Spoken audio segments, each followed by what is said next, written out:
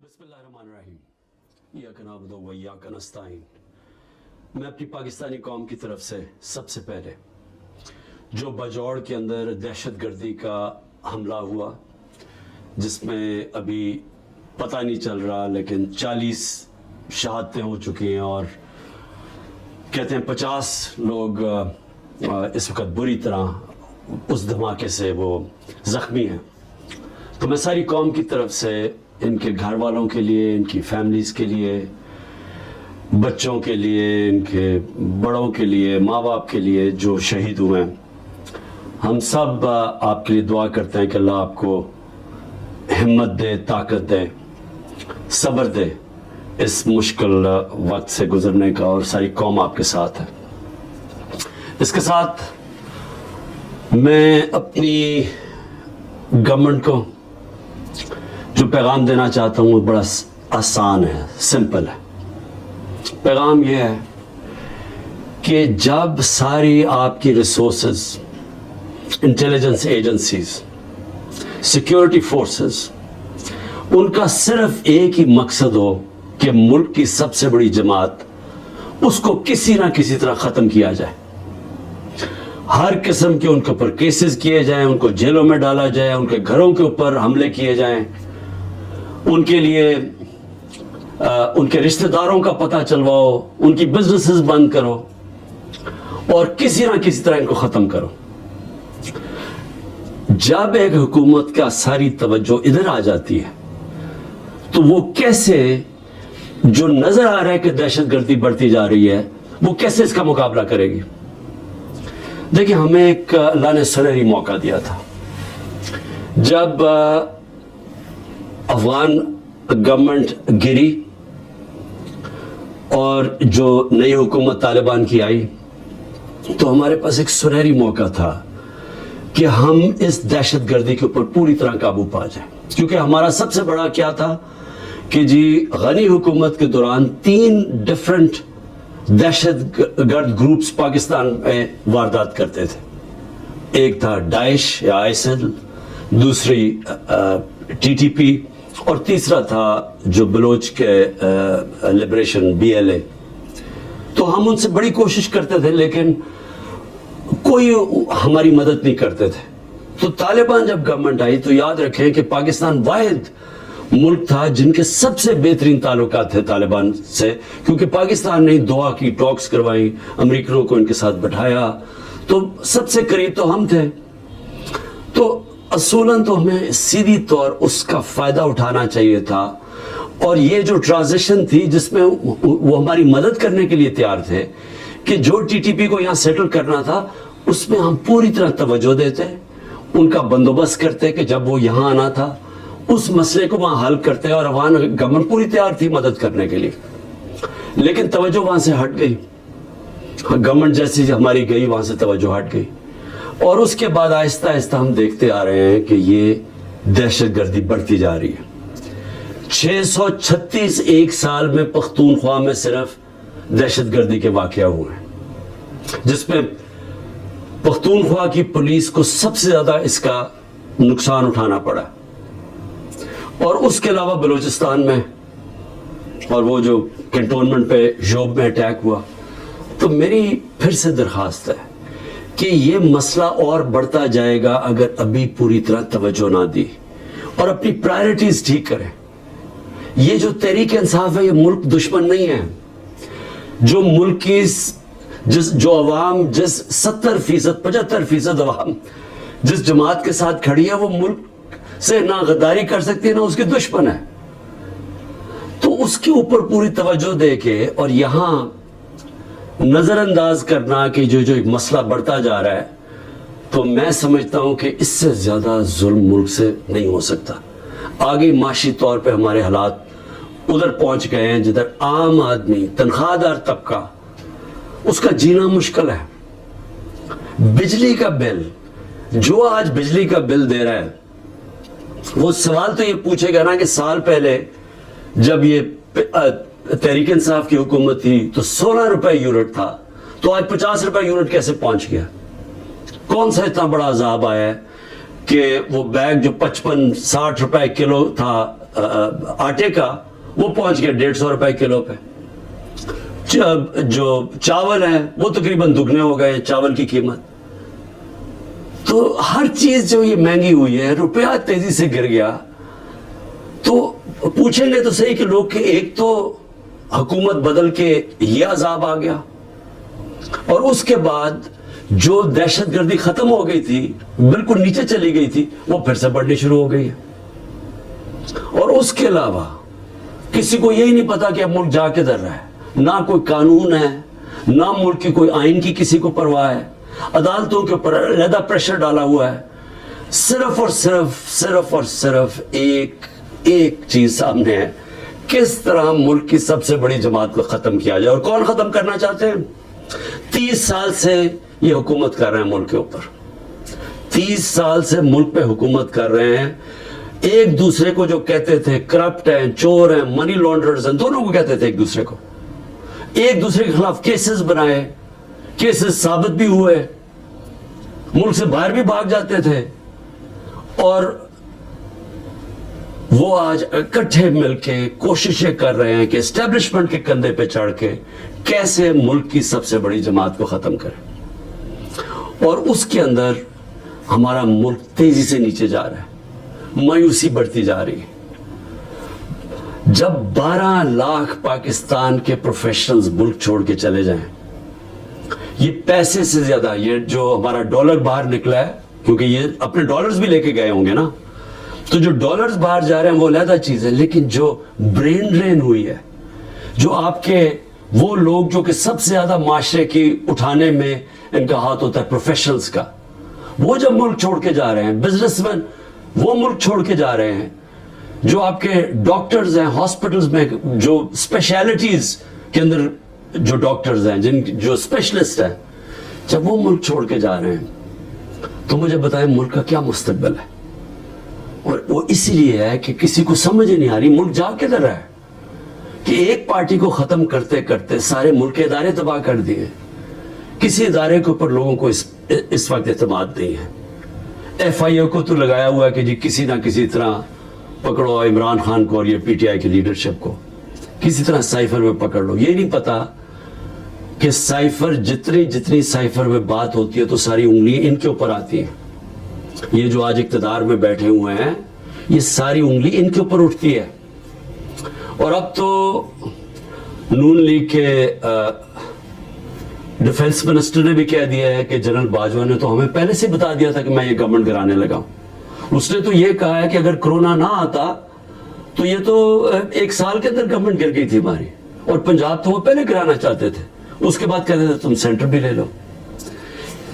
ये नहीं कि उसने डिफेंस मिनिस्टर ने ये जो बात की है, हमें तो ये पता ही था कि ये हो क्या रहा है, साजिश हुई है। मैं तो कहता जा रहा था, और साजिश डिले हो गई 2 साल। अगर कोरोना के ना आते तो उसके वो भी कहता है कि गवर्नमेंट पहले चली जानी थी। तो हमें तो ये पता था कि साजिश हुई है। लेकिन ये भी एक और सवाल अब उठता है कि कैसे कोई आदमी जो ग्रेड 22 का एक ऑफिसर है, कैसे वो किस फोरम पे फैसला करता है कि कौन सी हुकूमत रहनी चाहिए, कौन सी जानी चाहिए। क्या बंद कमरे में इतना बड़ा फैसला होना चाहिए जिसकी इतनी बड़ी कीमत कौम अदा कर रही है। आज जिधर हम पहुंच गए हैं, आज पाकिस्तान के हालात हैं, अंदर से लोग बाहर जा रहे हैं और बाहर से लोग पाकिस्तान को पाकिस्तान देख रहे हैं। तो जब इस तरह के हालात हों, क्या मुल्क को सिर्फ यही काम करना चाहिए कि किसी ना किसी तरह जो अवाम की आवाज बंद की जाए। पहले इलेक्शन अनाउंस हुए 14 मई को, पंजाब के इलेक्शंस कॉन्स्टिट्यूशन के मुताबिक। सुप्रीम कोर्ट ऑर्डर करता है, गवर्नमेंट मानती नहीं है। उसी वक्त मुझे वैसे अफसोस से कहना पड़ता है कि सुप्रीम कोर्ट को उस वक्त अपनी रिट कायम करनी चाहिए थी। हमें अफसोस है कि उन्होंने इस हुकूमत को आइन को तोड़ने की इजाजत दे दी। जब आपने उनको कोई एक्शन ही नहीं लिया तो इसका मतलब गवर्नमेंट और तो चौड़ी हो गई। अब तो खुल के कह रही है कि अगर सुप्रीम कोर्ट फैसला भी करता है मिलिट्री कोर्ट्स पे हम मानेंगे नहीं, क्योंकि अब तो उनके लिए तो पाकिस्तान अब जो ताकतवर बैठा हुआ है वो फैसला करेगा आइन का कौन सी शिक माननी है कौन सी नहीं माननी।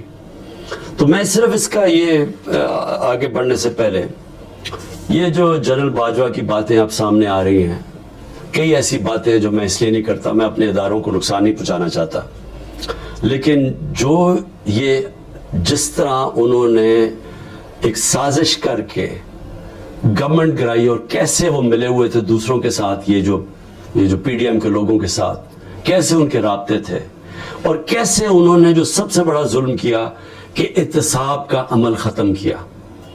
इत्तेसाब याद रखें कि जो करप्शन केसेस थे, मैं बार बार कहता हूँ 95% हमारे पहले के करप्शन केसेस आ रहे थे, हमें विरासत में मिले थे, हमने नहीं बनाए थे। मेरे ऊपर तो आज 200 केसेस तकरीबन हो चुके हैं चंद महीने के अंदर, इनके ऊपर 2-2, 3-3 केसेस थे और वो सारे पुराने बने हुए थे, 95% पुराने केसेस थे। हमें तो वो जो एहतसाब का अमल था वो भी जनरल बाजवा ने इसलिए नहीं चलने दिया क्योंकि उनकी पहले से इनसे डील चल रही थी, बातचीत चल रही थी। लेकिन मुल्क को आज कितना नुकसान हुआ, वो कौन सा फोरम है जिसके अंदर ये जायजा लिया जाएगा कि एक किस तरह के फैसले ने इसको अवाम को कितना नुकसान पहुंचाया। मैं दूसरी बात जो करना चाहता हूं वो ये कि देखिए, मुझे जो सबसे बड़ा मुझे खुशी थी वो ये कि तहरीक इंसाफ पहली जमात थी जिसने ख्वातीन को पॉलिटिक्स में लेके आए, यानी उन्होंने शिरकत की पाकिस्तान की सियासत के अंदर। मुझे फख्र इसलिए है कि ये जो पाकिस्तान मूवमेंट थी उसमें मेरी वालदा बताती हैं कि औरतें कितनी शिरकत करती थी उस पाकिस्तान मूवमेंट के अंदर। तो ये पहली दफा इस तरह औरतों ने इतनी तादाद में शिरकत की।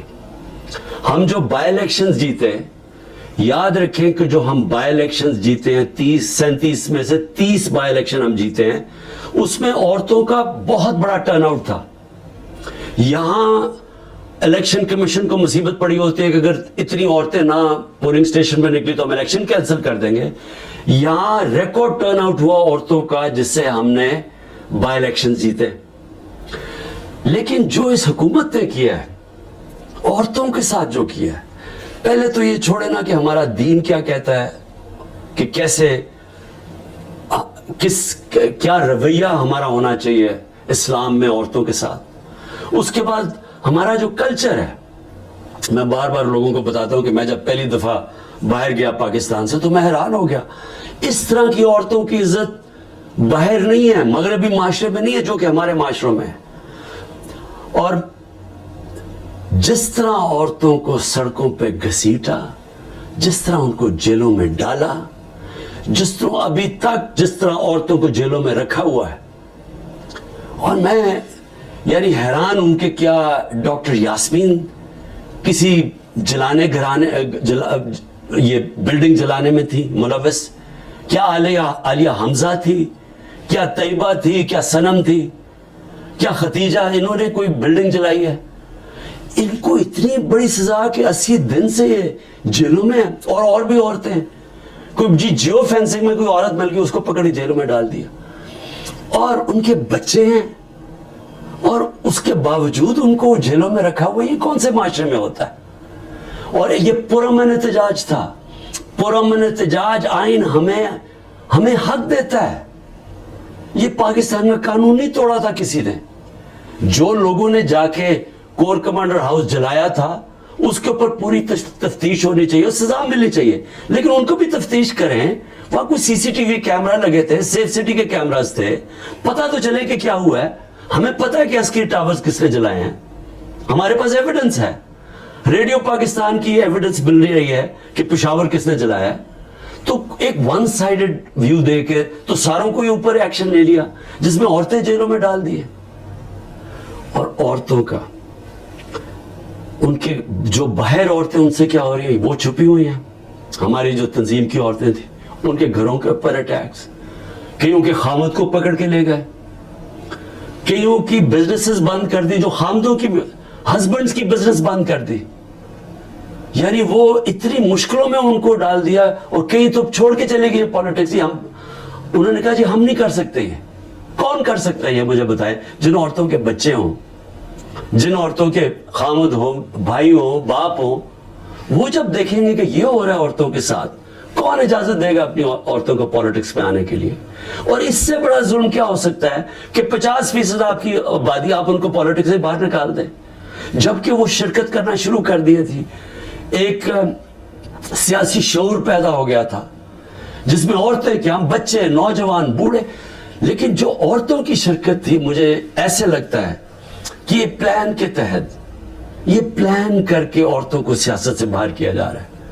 جس طرح انہوں نے اوورسیز پاکستانیز کی ووٹنگ کینسل کروائی، ہم نے جو ان کو ووٹنگ رائٹس دلوائے تھے، ہم نے ان کے پوری سسٹم کی کیسے انہوں نے شرکت کرنی ہے پاکستان کی الیکشن ڈے کے اوپر، پاکستان کے الیکشنز میں ووٹ ڈال کے، وہ انہوں نے ختم کروایا اوورسیز پاکستانیز کو، جن کے پیسے پہ ملک چلتا ہے۔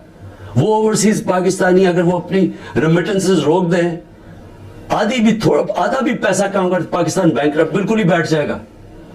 ان کی انہوں نے بند کروا دی، کیونکہ وہ اوورسیز پاکستانی زیادہ تر تحریک انصاف کے تھے، ان کی ووٹنگ رائٹس ختم کروا دی۔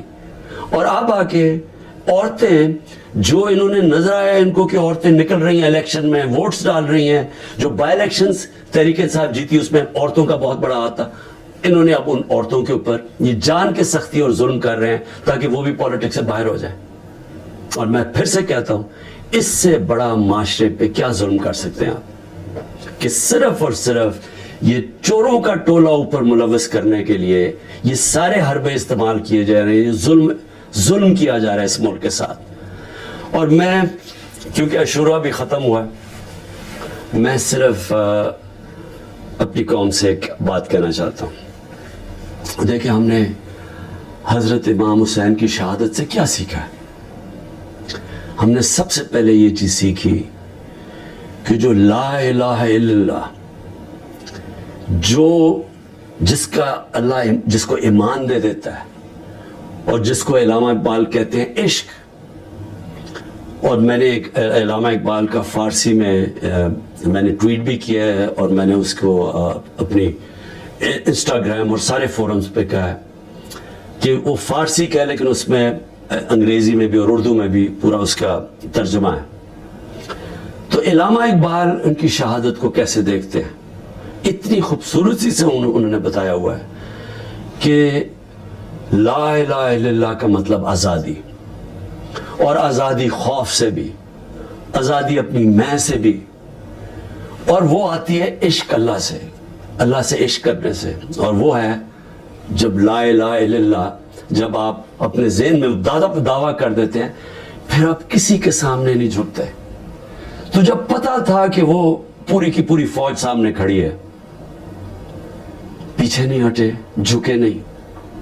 اور جو ان کی شہادت تھی، جس طرح علامہ اقبال کہتے ہیں کہ صدیوں تک مسلمان جب کھڑا ہوتا تھا ظلم کے خلاف، غلامی کے خلاف، تو وہ لا الہ الا اللہ اور امام حسین، حضرت امام حسین کی جو شہادت تھی وہ ہمیشہ یاد رکھتا تھا۔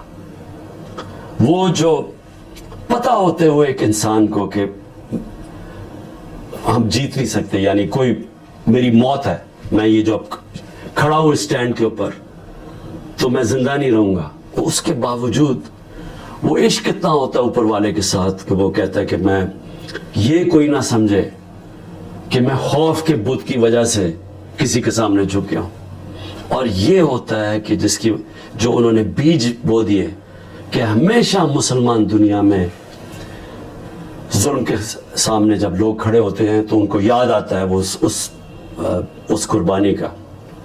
اور یہ بھی یاد رکھیں کہ یزید نے کیسے یہ ظلم ہونے دیا تھا، وہ کیوں کامیاب ہوا، کیونکہ کوفہ کے لوگ اتنے خوف زدہ تھے، اس نے اپنا ظالم گورنر کو رکھا تھا، اس کے ظلم کی وجہ سے وہ اتنے سہمے ہوئے تھے، وہ اتنے ڈر گئے تھے یزید کے ظلم سے کہ وہ نکلے نہیں۔ انہوں نے اتنا بڑا ثانیہ اسلام کی تاریخ میں ہونے دیا اور وہ ساری زندگی پچھتاتے رہے۔ تو آج میرے پاکستانیوں یہ یاد رکھیں، یہ جو ظلم کیا جا رہا ہے، آپ کے اوپر خوف ڈالا جا رہا ہے کہ یہ جی وہ جیل میں پکڑ لیں گے، وہ گھر توڑ دیں گے، وہ یہ کر دیں گے، وہ مار دیں گے، وہ وہ وی کو ڈالا آ جائے گا. آپ اس سے اپنے آپ کو آزاد کریں. یہ جس وقت آپ نے یہ فیصلہ کیا کہ ہم رائے حق کے اوپر کھڑے ہیں, ہم ظلم کے سامنے نہیں جھکتے, ہم اپنی آزادی لے لیں گے. ہم یہ چھوٹا سا طبقہ جو ٹولہ اوپر بیٹھ کے سارے ملک کے وسائل کے اوپر بھی قابو کر کے بیٹھا ہے, چوری یہ کرتا ہے, ملک پیسہ باہر بھیج دیتا ہے. احتساب جب عام لوگوں کے لیے چھوٹی چھوٹی چوریوں میں لوگوں کو جیلوں میں بھرا ہوا ہے, اور جنہوں نے نہیں بھی چوری کی طاقتور کے سامنے وہ آتا ہے اس کو جیلوں میں ڈال دیتے ہیں. لیکن ان کے لیے این آر او مل جاتا ہے ان کو. اگر ان کے ظلم کے خوف کی وجہ سے ہم ڈر جائیں گے تو ہمارے سامنے بدترین قسم کی غلامی ہے. اور اگر یہ اس موقع پہ, تاریخ کے اس موقع پہ ہم کھڑے ہو جائیں گے, ہم اپنے آپ کو آزاد کر دیں گے. اور آزادی آئے گی انصاف سے. جب ہمارے حقوق کی ہمارے عدالتیں حفاظت کریں گی, جب کسی کی جرت نہیں ہوگی کسی کے گھر میں گھس کے توڑنے کا, کسی کی جرت نہیں ہوگی جھوٹا کیس کرنے کے لیے. میرے اوپر 180 سے اوپر کیسز ہیں. میں پچھلے 2 مہینے میں تقریباً 350 مختلف کیسز کے اندر عدالتوں میں جا چکا ہوں. ایک دن میں 19 کیسز کا میں نے سامنا کیا ہے, اور میں یہ کرتا جاؤں گا. ہو سکتا ہے کہ میں نہ کر سکوں, یہ مجھے جیل میں, کیونکہ پوری کوشش کریں جیل میں ڈالنے کی, میں اس کے لیے تیار ہوں. لیکن میں یہ بتانا چاہتا ہوں کہ یہ جو مرضی کر لیں, میں کھڑا ہوں. میں کسی صورت یہ ان کے حربوں کی وجہ سے, ان کے ظلم کی وجہ سے میں کسی صورت ان کے سامنے جھکوں گا نہیں. اور میں یہ چاہتا ہوں آپ بھی, ساری قوم فیصلہ کر لے کہ ہم یہ ظالم کے سامنے نہیں جھکیں گے, اور انشاءاللہ ہم آزاد ہو جائیں گے. پاکستان زندہ باد.